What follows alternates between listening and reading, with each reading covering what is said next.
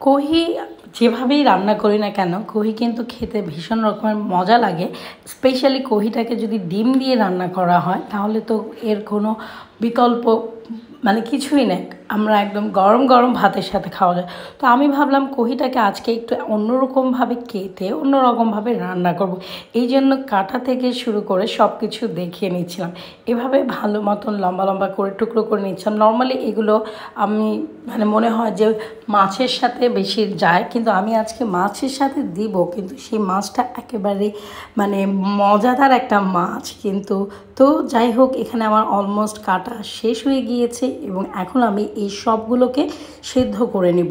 কারণ যখন আমি কোহি আর এইটা আলু দিলে বা এছাড়াও যখন কোহির তরকারি রান্না করি আমি সেদ্ধ করে নিই, তাহলে কি হয় কোহির যে রঙটা, এটা আমরা নর্মালি কিন্তু কোহি বা কইরা বলি, মানে কইরা আমি এটা আমার শাশুড়ির থেকে শিখেছি, কিন্তু নর্মালি এটাকে কোহি বলি। অনেকে মনে হয় ঝিঙ্গা বলে, আমি জানি না, বাট বরিশালের ওরা রেখা বলে।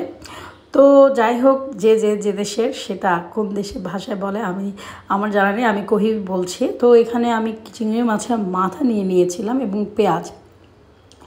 আসলে চিংড়ি মাছের মাথাগুলো আমরা যখন তরকারি রান্না করি বা বাচ্চাদের জন্য চিংড়িগুলো ওরা খায়, আর এই বড় বড় চিংড়ি মাছের মাথাগুলো দেখা যায় কি পড়ে থাকে। তো আমি ভাবলাম যে এগুলোকে আলাদা করে নিয়ে যদি এগুলোকে দিয়ে তরকারি রান্না করা যায় খুব কাজে দিবে। তো এই জন্যই আমি এই চিংড়ি মাছের মাথাগুলো দিয়ে কোহি রান্না করব এবং খুব স্বাদ লাগছিল। আর এখানে কিন্তু কোহি তরকারিতে খুবই সামান্য পরিমাণে হলুদ দিতে হবে এবং মরিচের গুঁড়োটা চাইলে পরিমাণ মতো যে যেমন, কিন্তু হলুদের পরিমাণটা কিন্তু কম দিতে হবে।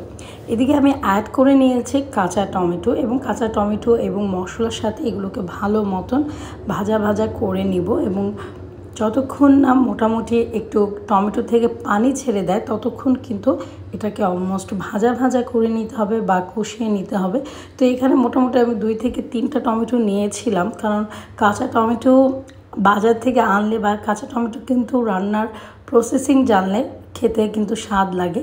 তো গাছে থেকে আবার দেখলাম আমার শাশুড়ি 2টা একটা সিম নিয়ে আসে, সেটাকেও আমি সিদ্ধ করতে বসিয়ে দিয়েছিলাম, একসাথে নিয়ে নিয়েছি।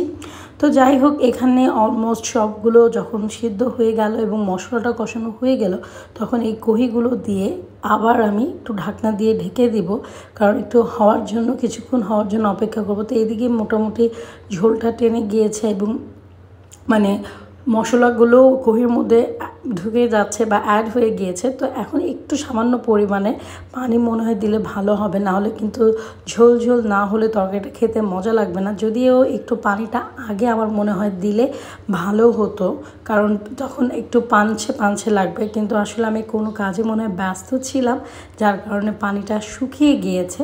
তো এই জন্য আবার আর একটু পানি দিয়ে নিয়েছি, কিন্তু আমার মধ্যে পানিটা আগেই ব্যালেন্স করে নিলে তরকারিটা খেতে সুস্বাদু লাগবে। কিন্তু আমি যে রেসিপিটা রান্না করেছিলাম এটাও কিন্তু খুব একটা খারাপ লাগেনি, খুবই মজার একটা রেসিপি লেগেছে। এবং যখন আমরা মাছ মাংস খেতে খেতে আমাদের সব থেকে, আমার তো এখন গরুর মাংসর পাশ থেকেও যেতে ইচ্ছা করে না, মানে আমার গরুর মাংস খেতেও ইচ্ছা করে না। তো তখন এই রেসিপিগুলো কিন্তু অনেক শান্তিপূর্ণ দেয়। আর আমি স্পেশালি সবজি খেতে ভীষণ রকমের পছন্দ করি। যাই হোক, যখন তরকারিটা মোটামুটি হয়ে আসছে তখন কাঁচামরিচ ধনেপাতা দিয়ে এগুলোকে পরিবেশন ডিশে পরিবেশন করব। এবং এর জন্য আরও কিছুক্ষণ অপেক্ষা করে যখন রান্নাটা কমপ্লিট হয়ে গেল তখন আমি এটাকে ঢেলে নিচ্ছি। এবং আপনারা যারা সবজি পছন্দ করেন না তারাও এভাবে রান্না করে দেখবেন, বা কোহি যারা পছন্দ করেন তারা এভাবে রান্না করে দেখবেন কতটা পারফেক্ট এবং মজা লাগে। আসলে রান্নাটা একটা সবজি যে কোনো কিছু রান্নার উপরেই নির্ভর করে তার মজা।